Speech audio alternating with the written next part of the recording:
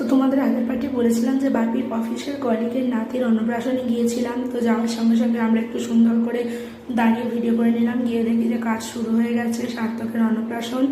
তারপরে এত সুন্দর ডেকোরেশন করেছিল, তো সেই ডেকোরেশনটা আমি একটু চারিদিক থেকে ভিডিও করে নিলাম। করে নিয়ে আমরা যে বসে আছি সবাই, সেটাও একটু ভিডিও করে নিলাম ভালো করে।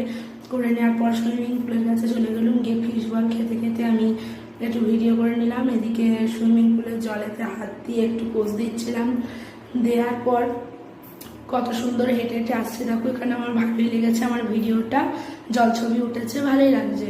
তারপরে ভিতরে চলে এলাম গরমের কারণে। এসে একটু ব্রেনটাকে ঠান্ডা করার জন্য একটু ঠান্ডা কুল আইসক্রিম খেয়ে নিলাম, ঝুলো ঝুলো আইসক্রিম। খাওয়ার পর আবার ফিশ বল খেয়ে নিলাম।